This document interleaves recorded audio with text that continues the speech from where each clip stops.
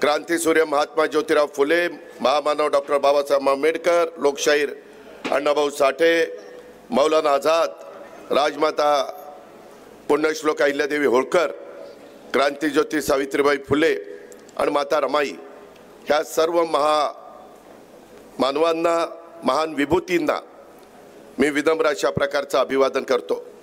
यांनी काय सांगितलं आपल्या कारकिर्दीमध्ये, सर्व जाती धर्माच्या लोकांना बरोबर घेऊन जायचं भूमिका त्यांनी मांडली।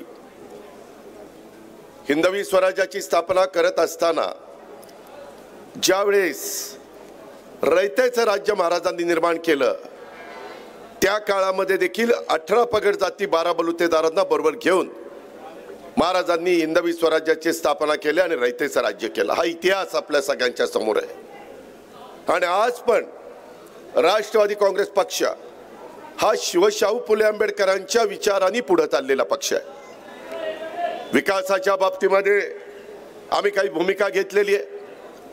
केंद्राचा निधी देशाचे पंतप्रधान नरेंद्र मोदी साहेबांच्याकडनं, अमित शहांच्याकडनं, नितीन गडकरींच्याकडनं, शिवराजसिंह चौहान साहेबांच्याकडनं, नड्डाजींच्याकडनं, वैष्णवी साहेबांच्याकडनं, अशा अनेक मान्यवरांच्याकडनं कसा आपल्याला आणता येईल। आपल्या राज्यामध्ये देखील माझ्या चांद्यापासून बांद्यापर्यंत असणाऱ्या महाराष्ट्राला विकासाच्या बाबतीमध्ये आपल्याला पुढे कसं नेता येईल, प्रत्येक घटकाला वाटलं पाहिजे की हे राज्य माझ्याकरता देखील काम करतंय, अशा पद्धतीची कृती करण्याचं काम आम्ही या महायुतीच्या सरकारच्या माध्यमातून करतोय। अर्थात प्रत्येकाला आपला पक्ष वाढवण्याचा अधिकार आहे, प्रत्येकाला आपल्या कार्यकर्त्यांना उमेदवारी देण्याचा अधिकार आहे। लोकसभेच्या निवडणुकीच्या निमित्तानं तुम्ही कौल दिला, देशातल्या 140 कोटी जनतेने कौल दिला, महाराष्ट्रामध्ये देखील 13 कोटी जनतेने मधल्या काळामध्ये कौल दिला। त्याचा उल्लेख विजयरावांनी आपल्या भाषणामध्ये केला। इथं सुरेश भैया पण साक्षीला बसलेले आहेत, त्या खोलात मी जात नाही, कारण मागचं किती उगाळून काढलं तर त्याचा उपयोग नसतो। पुढची आपली जे काही लाईन ऑफ ॲक्शन आहे, आपलं विजन आहे, आपल्याला पुढं काय करायचं आहे, ह्या शहराकरता काय करायचं आहे, ह्या ग्रामीण जनतेच्या करता काय करायचं आहे, हे आता आपल्याला ठरवायचं आहे। जिंतूरच्या या पवित्र नगरीमध्ये श्री दिगंबर जैन अतिशय क्षेत्र नेमिनाथ संस्थान, अमृतेश्वर मठ, श्री क्षेत्र वरुड येथील भगवान नरसिंह तसेच सय्यद कादरी शरीफ दर्ग्याच्या चरणी मी आपल्या सर्वांच्या साक्षीनं वंदन करतो। आज एक दिवस असा आहे की शीख धर्मियांचे 9वे गुरु असणाऱ्या गुरु तेग बहादूर यांचा शहीद दिन आहे। खरं तर हे त्यांचं 350वे बलिदान वर्ष आहे। मानव अधिकाराच्यासाठी त्यांनी बलिदान दिलं, मानव अधिकाराच्यासाठी। त्या निमित्तानं मी त्यांना अभिवादन करतो। तसं बघितलं तर माझ्या जिंतूर शहराला देखील एक ऐतिहासिक आणि सांस्कृतिक अशा प्रकारचा वारसा लाभलेला एक शहर आहे। शहराच्या विकासाच्यासाठी नेहमीच राष्ट्रवादी काँग्रेस पक्षाने सुरुवातीपासून आपल्या परीने मेहनत घेण्याचा प्रयत्न केलेला आहे, ज्याचा उल्लेख मगाशी विजयने आपल्या भाषणात केला, प्रेक्षांनी आपल्या भाषणामध्ये केला, सुरेश रावांनी पण त्याच्या संदर्भामध्ये त्यांची भूमिका मांडली। मित्रांनो, एकंदरीतच आम्ही नगराध्यक्षाच्या उमेदवार म्हणून फारुकी साबिया बेगम, कफिलुर रहमान त्यांना आपण शॉर्टमध्ये साबिया भाभी म्हणतो। यापूर्वी देखील त्यांनी जिंतूरच्या नगराध्यक्ष पदाची कारकीर्द मला वाटतं एकदा 5 वर्षाच्या करता आणि एकदा 2.5 वर्षाच्या करता अशी 7.5 वर्षाच्या करता त्यांनी ह्या शहराचं प्रतिनिधित्व केलेलं आहे। 4 वेळेला त्या नगरसेविका देखील ह्या शहराचं नेतृत्व त्यांनी आपल्या नगर परिषदेमध्ये केलेलं आहे। त्यांनी त्यांच्या काळामध्ये चांगलं काम केलं, त्याचा उल्लेख मगाशी झालेला आहे। आमचे तत्कालीन उपनगराध्यक्ष बाळासाहेब बांबळे यांनी देखील त्यांना अतिशय प्रभावी प्रकारे साथ दिली। विजयनी पण तिथं काम खेचून आणण्याच्या करता प्रयत्न केला। मी देखील काही निधी राज्य सरकारच्या माध्यमातून इथल्या विकास कामाच्या करता त्यावेळेस देऊ शकलेलो आहे। मित्रांनो, मला तुम्हाला एक गोष्ट सांगायची। आज जिंतूर की इस चुनाव सभा में मैं खड़ा होते हुए मुझे हम सभी के प्रिय और मेरे बेहद करीबी सहयोगी कफिल भाई फारूकी की बहुत याद आ रही है। आपने पहले देखा साबिया भाभी जब आपके सामने विचार रखती थी तब उनको भी थोड़ी सी उनकी भावना अलग तरह से अपने को दिखाई दी। यह हमें सबके लिए बहुत बड़ा आघात था, क्योंकि कोरोना के काल में हमें उनको खो दिया और शहर के लिए लगातार काम करने वाला दिल का बहुत ही बड़ा और बेहद निष्ठावान यह नेता अपने जिंतूर शहर के लिए हर काम में कंधे से कंधा मिलाकर साथ खड़ा रहा। ये मैंने उसका अनुभव लिया है। वो आज इस मंच पे उनकी स्मृतियों से मन भर आता है। मैं हम सबकी ओर से कफिल भाई को विनम्र श्रद्धांजलि अर्पित करता हूं। इसी अवसर पर मैं सभी जिंतूर वासियों से तहे दिल से निवेदन करना चाहता हूं कि स्वर्गीय कफिल भाई को सच्ची श्रद्धांजलि देने के लिए उनकी पत्नी साबिया भाभी जी को आप भारी मतों से जिंतूर का नगराध्यक्ष बनाइए, ये मेरी आप सबको विनंती है। मला आपल्याला एकच सांगायचं आहे की मित्रांनो, इथं बसणारा प्रत्येक कार्यकर्ता, प्रत्येक व्यक्ती काळाच्या नियतीच्या पुढे तुमचं माझं काही चालत नाही। त्यांचं बोलवणं आल्यानंतर प्रत्येकाला जायचं आहे। काहींना स्मशानभूमीमध्ये जायचं आहे, काहींना कब्रस्तानामध्ये जायचं आहे। हे वर्षानुवर्ष पिढ्यानपिढ्या चाललेलं आहे आणि त्याच्यामुळे मला तुम्हाला एक गोष्ट आवर्जून सांगायची आहे की ह्या सगळ्यामध्ये आपल्याला जे काही आपल्या जुन्या लोकांनी आपल्याला एक विचार दिलेला आहे त्या विचारांनी पुढे जायचं आहे। विरोधक आमचे आरोप करतील की बाबा साबिया भाभी काय काम करणार आहे। साबिया भाभींनी काम केलंय। तुमच्या पुढे 25 उमेदवार साबिया भाभींच्या बरोबर आम्ही दिलेले, त्याच्यातले 16 आम्ही नवे उमेदवार दिलेले, वेगवेगळ्या जाती धर्माचे दिलेले, पहिल्या दमाचे दिलेले आणि साधारण 9 उमेदवार अनुभवी दिलेले। कारण 9 आणि साबिया भाभी 10 ह्या 26 मध्ये 10 लोकांना अनुभव आहे। कुणाला पहिला टर्मचा आहे, कुणाला दुसरा टर्मचा आहे, कुणाला तिसरा टर्मचा आहे, साबिया भाभींना 4 टर्मचा आहे आणि बाकी नवे। कारण मी देखील महाराष्ट्रामध्ये राजकारण गेले 35 वर्ष करतो। साधारण कुठली संस्था चालवत असताना काही अनुभवी असले तर काही नवे पण तिथे द्यायचे असतात की त्यांनी त्या 5 वर्षाच्या काळामध्ये शिकलं पाहिजे, काम कसं करायचं असतं, प्रश्न कसे सोडवायचे असतात, आपलं शहर स्वच्छ कसं ठेवायचं असतं, अंडरग्राउंड ड्रेनेजच्या करता निधी कसा आणायचा असतो, रस्ते चांगले करण्याच्या करता काय करावं लागतं, दिवाबत्ती मगाशी उल्लेख केला विजयने पिण्याच्या पाण्याच्या बद्दल, ते पिण्याचं पाणी शहराच्या नागरिकांना कसं नीटपणे आपल्याला देता येईल, रोजचे रोज देता येईल। आज इथला कचऱ्याचा प्रश्न गंभीरपणे बनलेला आहे। मधले 4 वर्ष कुणाची जिथं सत्ता नव्हती, सगळ्या महाराष्ट्रामध्ये प्रशासक होते। आता मी गावामध्ये आलो तर मला अक्षरशः रस्त्याच्या कडेला प्लास्टिकच्या पिशव्या आणि कचरा पाहायला मिळाला। मित्रांनो, तुम्ही आता इथनं कुणी उठा आणि बारामतीमध्ये जाऊन बघा, तिथंही प्रशासक आहे, परंतु तिथला आमदार असा खमके आहे की तिथलं सगळं स्वच्छ ठेवतो। शेवटी लोकप्रतिनिधींच्या मध्ये धमक आणि ताकद असावी लागते, ते येरा गबाळाचं काम नाहीये। ही गोष्ट आपण लक्षात घ्या। शेवटी तुम्ही तर मतदान कुणाला देणारच आहे। अरे तुम्हाला घटनेचे शिल्पकार डॉक्टर बाबासाहेब आंबेडकरांनी जो अधिकार दिलाय तो अधिकार तिथं बजावत असताना विचार करा ना की शहराला कोण पुढे घेऊन जाईल, कोण आपल्याला विकास कामामध्ये मदत करेल।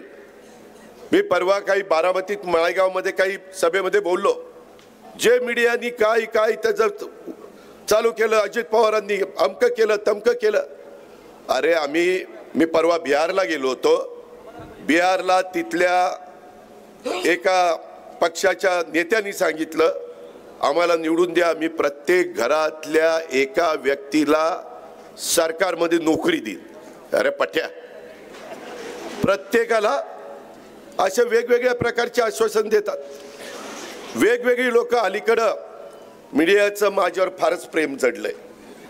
काही झालं की ते अजित पवार त्यांना आठवतोय. त्यामध्ये मी तुम्हाला सगळ्यांना सांगतो, मी शब्दाचा पक्का आहे. गेले 35 वर्ष काम करत असताना माझ्यावर अनेक आरोप झाले, परंतु मी डगमगलो नाही. कारण मला माहिती होतं मी कुणाचा 5 पैशाचा देखील बिंदा नाही. मी परभणीमध्ये देखील अनेक कार्यकर्त्यांना त्या काळामध्ये मदत करण्याचं काम केलेलं आहे. अनेकांना उभं करण्याचं काम केलेलं आहे. अनेकांना ताकद देण्याचं काम केलेलं आहे. जे आपण करू शकतो ते आपण बोलतो. मित्रांनो, एकंदरीतच मी आज जिंतूरवासियांना सांगतो, आमच्या साबिया भाभी आणि त्यांच्याबरोबरची टीम एकट्या दुकट्याला निवडून देऊन चालत नाही. मला आठवतंय एकदा लातूरला विलासराव देशमुख मुख्यमंत्री असताना जनार्दन वाघमारे, तुम्हालाही आठवत असेल, ते नगराध्यक्षाला राष्ट्रवादी काँग्रेस पक्षाचे घड्याळाचे निवडून आले, परंतु खालची सगळी टीम दुसऱ्या पक्षाची निवडून आली. काम होणार कसं? आज मी पिंपरी चिंचवडमध्ये देखील परभणीचे जिंतूरचे विजयला माहिती आहे, राजेशला माहिती आहे, आमच्या सुरेश भैयाला माहिती आहे की अनेक लोक कामाधंद्याच्या नोकरीच्या निमित्तानं माझ्या पिंपरी चिंचवडमध्ये, माझ्या पुण्यामध्ये आलेत की नाही? ठीक आहे, तिथं काम मिळतंय म्हणून आले, तो तुमचा अधिकार आहे, तो तुमचा हक्क आहे, तो संविधानाने तुम्हाला दिलाय, बाबासाहेब आंबेडकरांनी तुम्हाला दिलाय, हे आपल्याला नाकारता येणार नाही. आणि तिथं आल्यानंतर देखील आम्ही सगळेजण गुण्यागोविंदाने राहतोय. आज पिंपरी चिंचवड पण 25 वर्ष माझ्या ताब्यात होतं. त्यावेळेस माझ्या नेतृत्वाखालचे तिथं सगळे पदाधिकारी व्हायचे. त्या शहराचा चेहरामोहरा मी बदललाय. बारामतीचा शहराचा चेहरामोहरा मी बदललाय. मी काम करून दाखवतो. मी सकाळी 6 वाजता उठून कामाला सुरुवात करतो. आता 6ला उजाडत नाही म्हणून 6:30ला सुरुवात करतो, कारण अंधारात काय करू, त्याच्यामुळे दिवस तरी जरा उजाडला पाहिजे. मित्रांनो, ही माझी कामाची पद्धत आहे. आज नाही, मी सतत त्या पद्धतीने करत आलेलो आहे. त्याच्यामुळे लाखाच्या मताधिक्याने 8-8 वेळेला बारामतीकर मला निवडून देतात. हे देखील आपण नाकारू शकत नाही. त्याच्यामध्ये 10 लोक 8 लोक परवा बिनविरोध बारामतीचे आमचे निवडून आले. आमची एकूण मला वाटतं 42ची बॉडी आहे. तुमची जशी मला वाटतं 26ची बॉडी आहे, तशी तिथं 42ची बॉडी आहे. मित्रांनो, कामाच्या माग तुम्ही त्या ठिकाणी उभं राहिलं पाहिजे. मी आपल्याला सगळ्यांना सांगेन की आम्ही सरकारमध्ये, आज आमचं सरकार अजून 4 वर्ष चालणार आहे, महायुतीचं सरकार. त्या सरकारमध्ये आम्ही वेगवेगळ्या राज्यातल्या भागाला मदत करू शकतो विकास कामाला. केंद्राचा निधी आम्ही वेगवेगळ्या पद्धतीनं त्या ठिकाणी आणू शकतो. केंद्राच्या पण खूप योजना आहेत. गोरगरिबांना जे भूमिहीन आहेत त्यांच्याकरता घरा बांधणीचा कार्यक्रम आहे. त्याला घराला पैसे केंद्र सरकार देतं, राज्य सरकार त्याच्यामध्ये काही निधी देतं. ह्या योजना नुसत्या भाषणात बोलून चालणार नाही, त्या आपल्या इथं आल्या पाहिजेत, त्या इथं राबवल्या गेल्या पाहिजेत. मगाशी बोलत असताना मला वाटतं प्रेक्षकांनी सांगितलं की काय काय मागच्या काळामध्ये त्यांनी सगळ्यांनी विजय भांबळेंच्या नेतृत्वाखाली केलेलं आहे. अजूनही विजयनी जाता जाता सांगितलं की दादा, आम्हाला पुढच्या 5 वर्षाच्या काळामध्ये 2 शादीखाने अजून पाहिजेत. साहजिकच आहे, माझ्या जिंतूरची लोकसंख्या साधारण मतदारांची 45,000 आहे. मतदारसंख्या, लोकसंख्या 60,000 आहे. 55% माझा अल्पसंख्याक समाज आहे. 45% माझा SC, माझा ST, माझा OBC, माझा सर्वसाधारण, हा सगळा समाज गुण्यागोविंदाने माझ्या जिंतूरमध्ये त्या ठिकाणी राहतोय. ही परंपरा पहिल्यापासून चालत आलेली आहे. त्याच्यामध्ये आपल्या पूर्वीच्या वडीलधाऱ्यांचं योगदान आहे, ते आपण विसरता कामा नये. आणि त्याच्यातून आपल्याला पुढे जात असताना जसं 2 शादीखाने पाहिजेत, एक चांगल्या पद्धतीचं नाट्यगृह पाहिजे, कारण सांस्कृतिक वारसा हा पण आपण जतन केला पाहिजे. इथल्या पण काही लोकांच्या अंगामध्ये कला आहे, मुलांच्या आहेत, मुलींच्या आहेत, त्याला वाव दिला पाहिजे. काही रोज काम केल्यानंतर कधीतरी काही नाट्यगृहामध्ये जाऊन काही नाटकं बघता आली पाहिजे, काही तिथं कार्यक्रम घेता आले पाहिजे. त्याच्यामध्ये एक चांगलं मंगल कार्यालयाचा उल्लेख विजयने आपल्या भाषणामध्ये केला. वेगवेगळ्या जाती धर्माच्या लोकांना वेगवेगळ्या कार्यक्रमाच्या करता मंगल कार्यालय ते उपयोगी पडणार आहे. समाजातल्या सर्व घटकांच्यासाठी ते आहे. आम्ही एक कुठला समाज डोळ्यासमोर ठेवून काम करत नाही. आम्ही हा सगळा समाज डोळ्यासमोर ठेवून काम करत असतो आणि कुणालाही वेगळी वागणूक देत नाही. सगळ्यांना संविधानाने जे सांगितलंय आणि घटनेने जो अधिकार दिलाय त्या पद्धतीने आम्ही वागवत असतो.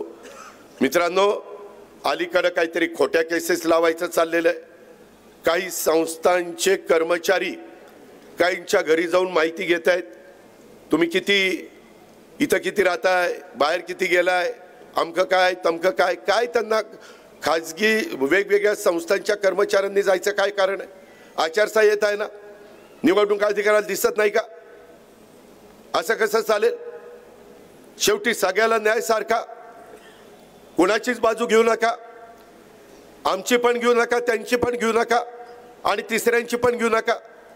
त्या तिसऱ्यांनी तर डोकं चालवलंय. आमच्या साबिया भाभीची मतं बाजूला जाण्याच्या करता एकाला मध्ये उभा केलाय. अल्पसंख्याक समाजाला मला आव्हान करायचं आहे, हे निव्वळ कुठंतरी आपल्याला अडचण निर्माण करण्याच्या करता केलेलं आहे. त्या पट्ट्याचं तर डिपॉझिटच जप्त करून टाका. त्याला दाखवा समाज साबिया भाभीच्या मागे उभा आहे. जिंतूरकर साबिया भाभीच्या मागे उभे आहेत. हे तुम्हाला दाखवायचं, हे तुमच्या हातात आहे. हे अजित पवारच्या हातात नाही. अजित पवार सांगेल पण बटन दाबायचं तुमच्या प्रत्येकाचा अधिकार आहे. आणि तुम्ही शांतपणे विचार करा. दुसरी पण लोक येतील, वेगवेगळी भूमिका मांडतील, परंतु मी पुन्हा सांगतो, मी शब्दाचा पक्का आहे. मी शब्द फिरवत नाही. मागच्या वेळेस असंच माझ्या परभणीमध्ये मी ठरवलेलं होतं की राजेश विटेकरला उमेदवारी द्यायची, परंतु काही कारणानिमित्तानं आम्हाला युतीमध्ये त्याला थांबवावं लागलं आणि सांगावं लागलं की बाबा तिथं आपण महादेव जानकरांना देऊ, कारण तोही समाज आपलाच आहे. आपल्याला भेदभाव करून चालत नाही. सर्व धर्म समभाव, सेक्युलर विचारधारा, आणि त्या पद्धतीने राजेशला थांबवलं. पण त्याला सांगितलं तू थांबला ना, तुला मी आमदार करीन. करून दाखवलं की नाही आमदार? करून दाखवलं की नाही? त्याच्यानंतर त्याचा राजीनामा घेतला. मला अजून एक आमदार करायची संधी मिळाली. विधान परिषदेमध्ये एक देखील अल्पसंख्याक आमदार नाहीये. मी इद्रिस नायकवडीला आमदार केलं. जाऊन विचारा इद्रिस नायकवडीला. आम्ही सगळ्यांना त्या ठिकाणी न्याय देण्याचा प्रयत्न करतोय. मी भाषणात बोलत नाही, मी कृती देखील करून दाखवतोय. आता सगळे कॅमेरे माझ्यावर लागलेले की दादा काय सांगतोय, काय बोलतोय, निधीच्या बद्दल काय बोलतोय. त्याबद्दल मी एवढंच सांगतो, विकास कामाला मी तुमच्या पाठीशी उभा राहील. आता ह्याच्यात तर काय अडचण नाही. आता ह्याच्यात पुन्हा दादा असं बोलला, दादा तसं बोलला, काय बोलला. अरे विकासाचं बघा ना, हे काय बोललाय, ती काय बोललाय, हे करण्याच्या पेक्षा आम्ही पण आचारसंहितेचा भंग होईल अशा पद्धतीचं वक्तव्य करता कामा नये, हे आम्हालाही कळतंय. परंतु जो माणूस काम करतो तोच माणूस चुकतो, आणि ती चूक लक्षात आल्यानंतर दुरुस्त करून आपल्यालाही मराठी भाषा बोलावी तशी बोलली जाते, अर्थ काढावा तसा काढला जातो. परंतु मी माझ्या जिंतूरकरांना सांगेन, बाबांनो, उद्याच्या काळामध्ये 26 उमेदवार तुमच्या पुढे उभे केलेले आहेत आणि ते 26 उमेदवार तुमच्या विश्वासाला साबिया भाभी सहित सगळे पात्र राहतील. त्याच्यामध्ये कुठं ते चूक करणार नाही आणि त्यांच्या पाठीशी मी देखील उभा राहील. मी तुम्हाला वारंवार सोडणार नाही. एक पण गोष्ट मला या निमित्तानं आपल्याला सगळ्यांना सांगायची. मित्रांनो, एकंदरीतच सगळं हे काम करत असताना मला तुम्हाला एक गोष्ट सांगायची की काही झालं तरी देखील मला या निमित्तानं आमच्या सहकाऱ्यांचे वेगवेगळ्यांचे आभार मानले पाहिजेत. विशेषतः एकंदरीतच हे सगळं काम करत असताना आमचा विजयचा भाऊ, जिंतूरचा माजी उपनगराध्यक्ष बाळासाहेब भांबळे यांचं मी विशेष कौतुक करीत.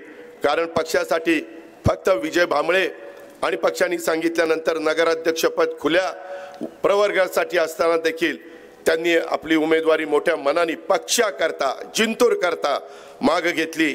आणि पक्षनिष्ठा काय असते याचं जिवंत उदाहरण तो आमचा बाळासाहेब त्या ठिकाणी आहे. आणि नेत्यांनी सांगितलेला शब्द त्यांनी खाली पडू दिलेला नाहीये. वैयक्तिक इच्छा बाजूला त्यांनी ठेवली आणि पक्षहिताला प्राधान्य दिलं. राष्ट्रवादी काँग्रेस पक्ष अशाच निष्ठावान, बांधिलकी जपणाऱ्या कार्यकर्त्याला ताकद देत असतो, तीच राष्ट्रवादी काँग्रेस पक्षाला गरज आहे. आपल्या सर्वांच्या वतीनं मी बाळासाहेबांचं देखील मनापासून त्या ठिकाणी अभिनंदन करतो. आणि मी तुम्हाला सगळ्यांना सांगतो की आपले नगराध्यक्षाचे उमेदवार आपल्या साबिया बाबींना शहराच्या विकासाची उत्तम जाण आहे. त्यांना एकदम घरातनं बाहेर आणलं आणि उमेदवारी दिली असं नाही झालेलं, त्यांना अनुभव आहे. ही गोष्ट पण आपण त्या ठिकाणी लक्षात घेतली पाहिजे. माजी आमदार विजय भांबळे साहेबांचा भक्कम पाठबळ आहे त्यांना आहे. आणि जिंतूरचा विकास त्यांच्या नेतृत्वाखाली आणि त्यांची बाकीची 25ची जी बरोबर टीम आहे त्यांच्या बरोबर चांगल्या पद्धतीने ते करतील याबद्दल मला स्वतःला खात्री आहे. मागच्या काळामध्ये ज्यावेळेस जी वेगवेगळी कामं झाली त्याचा उल्लेख आमच्या विजयनी केलेला आहे, त्याच्यामुळे मी त्याच्याबद्दल सांगत नाही. परंतु जिंतूर शहरातले रस्ते, जिंतूर शहर वाढत असताना त्या भागातल्या पिण्याच्या पाण्याचा प्रश्न, आरोग्याच्या संदर्भातला प्रश्न, विजेच्या संदर्भातला प्रश्न, शिक्षणाच्या बद्दलचा प्रश्न, कारण प्रत्येकाच्या मुलाला शिक्षण घेण्याचा अधिकार आहे आणि या मूलभूत सुविधांचं बळकटीकरण करणं हे आमच्या राष्ट्रवादी काँग्रेस पक्षाचं प्रथम ध्येय आहे. भुयारी गटर योजना, घनकचरा व्यवस्थापन, रस्ते रुंदीकरण आणि रस्त्यांची सुधारणा ही कामं प्राधान्याने घेण्यात येतील. मित्रांनो, मी बारामतीमध्ये देखील, आमची बारामती पूर्वी भीमथडीत नाव होतं, रस्ते रुंद करत असताना कुणालाही वाऱ्यावर सोडलं नाही. एखाद्याचं काही अतिक्रमण आलं तर ते काढलं, पण त्याला पर्यायी व्यवस्था करून दिली. आजही बारामतीमध्ये जावा किंवा पिंपरी चिंचवडमध्ये जावा, जुना पुणे मुंबई रस्ता करत असताना मी तो 8 पदरी केला. काहींची घरं मला बाजूला करावी लागली, पण त्यांना वाऱ्यावर सोडलं नाही, त्यांना पर्यायी व्यवस्था केली. आम्हालाही कळतं, कारण तेही आमचेच बांधव आहेत, त्याही आमच्याच लाडक्या बहिणी आहेत. त्यांना वाऱ्यावर सोडून कसं चालेल? हे राज्य सर्वांचं आहे, एकट्या दुकट्याचं नाही आहे. आणि त्याच्यामुळं ह्या पद्धतीनं आम्हाला या पुढं जायचं आहे. जिंतूर शहराच्या सर्वांगीण विकासासाठी आम्ही ठोस योजना घेऊन तुमच्या समोर आलेलो आहोत. शहराच्या सांस्कृतिक बळकटीकरणासाठी म्हणूनच नाट्यगृह उभा करण्याचा निर्णय आम्ही त्या ठिकाणी घेतलेला आहे. आणि हिंदू समाजाच्या करता मंगल कार्यालय किंवा माझ्या मुस्लिम अल्पसंख्याक बांधवांच्या करता अजून काही शादीखाने, अल्पसंख्याक शाळा, त्याच्यामध्ये अवकाफ खाता आमच्याकडेच आहे, आमचा माणिकराव कोकाटे राष्ट्रवादीचा. त्याच्यामध्ये अल्पसंख्याक विभाग आपल्याकडेच आहे, माणिकराव कोकाटे यांच्याकडे. त्यांना आम्ही सांगू, आम्ही गेलो होतो साबिया बाबीच्या प्रचाराला, तिथं सुरेश भैया होता, तिथं त्या ठिकाणी राजेश होता, विजय होता, बाकीची जनता होती. आणि मी त्यांना शब्द दिलेला आहे आणि त्या पद्धतीनं आपल्याला मार्ग काढायचा आहे. मार्ग काढणं तर आपल्या हातात आहे ना, त्याच्यातून कसं पुढं जायचं. बरं, आम्ही आज पहिल्यांदा करत नाही, आम्ही 35 वर्ष हेच करतोय आणि आम्ही आमच्या भागात करून दाखवलेलं आहे आणि त्याचं कौतुक महाराष्ट्र करतोय. परंतु आमच्या पुरतं करून चालणार नाही, सर्वांच्या करता केलं पाहिजे. म्हणून सकाळची वेळ मगाशी मला वाटतं सुरेश भैया म्हटले, कारण मला दिवसाला 4-5 सभा कराव्या लागतात, सगळ्यांना संध्याकाळची वेळ देणं शक्य नाही. आणि म्हणून थोडंसं त्यांना मी सांगितलं, त्यांनी पण त्या ठिकाणी ऐकलं. आता राहिलेल्या दिवसात वेगवेगळ्या गोष्टी इथं घडवण्याचा प्रयत्न केला जाईल. भांडणाला सुरुवात तर झालेलीच आहे, काही जण आचारसंहितेचा भंग करतायत, आपल्याकडनं चुकवून देऊ नका. तुम्ही कुणी पण कायदा हातात घेण्याचा प्रयत्न राष्ट्रवादी काँग्रेस पक्षाच्या कार्यकर्त्यांनी, माझ्या उमेदवारांच्या समर्थकांनी, माझ्या सहकारी मित्रांनी करता कामा नये. त्यांनी काही केलं तर मला सांगा, राजेशला सांगा, विजयला सांगा, सुरेश भैयाला सांगा, आम्ही त्याच्यामध्ये लक्ष घालू आणि त्याच्यातनं मार्ग काढू. कारण निवडणूक प्रचार हा खुल्या वातावरणात झाला पाहिजे. कायदा सुव्यवस्था चांगली राखणं हे पोलीस खात्याची जबाबदारी आहे. त्याकरता राज्य सरकारने त्यांना नेमलेलं आहे. कुणाच्याही दबावाखाली काम करायचं नाही, कारण आता आचारसंहिता आहे. आचारसंहितेच्या काळामध्ये अधिकारी वर्गांनी जे नियम ठरवून दिलेले आहेत त्या नियमाप्रमाणेच वागायचं असतं आणि तशा पद्धतीनं त्यांनी त्या ठिकाणी वागलं पाहिजे. ही पण माफक अपेक्षा मी या निमित्तानं करील. जिंतूर शहराला नेहमीच एक धर्मनिरपेक्ष अशा प्रकारचा चेहरा हवा आहे आणि मागही तुम्ही देत आलेला आहे. आपल्या राष्ट्रवादी काँग्रेस पक्षाने यंदा पण सर्व समाजाला सोबत घेऊन चालणाऱ्या आणि शहराला एक संघ ठेवणाऱ्या ह्या 26 उमेदवारांना संधी दिलेली आहे आणि त्याच्यातून आमच्या साबिया भाभी हे कपिल फारुकी यांना इथं आपण नगराध्यक्ष करण्याच्या करता मला त्यांची पावले आठवण येते।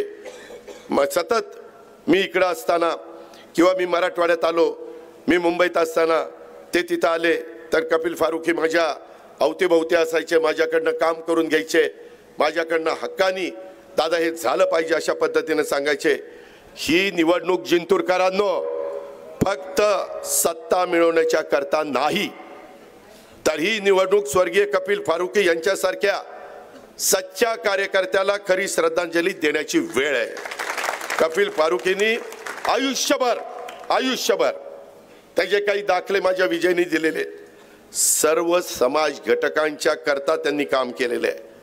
त्यांच्या विचारांना आणि त्यांच्या कार्याला पुढे नेण्याच्यासाठी आणि त्यांच्या कुटुंबातील उमेदवाराला म्हणजे साबिया भाभीला निवडून आणणं ही जिंतूरकरांची जबाबदारी आहे आणि त्या जबाबदारीची आठवण करण्याच्या करता मी तुमच्याकडे आज आवर्जून सकाळी आलेलो आहे। मला मोकळ्या हाताने माघारी पाठवू नका, तुम्ही मला भरभरून द्या, तुम्ही मला माझ्या उमेदवारांना 26च्या 26 एकतर्फी विजय मिळवून द्या। तुम्ही जेवढ्या जबाबदारी, जेवढा मतांचा बोजा, जेवढे जास्त सर्वच्या सर्व उमेदवार निवडून द्याल तेवढी माझी जबाबदारी वाढणार आहे, माझ्या बाकीच्या सहकारी मित्रांची जबाबदारी वाढणार आहे।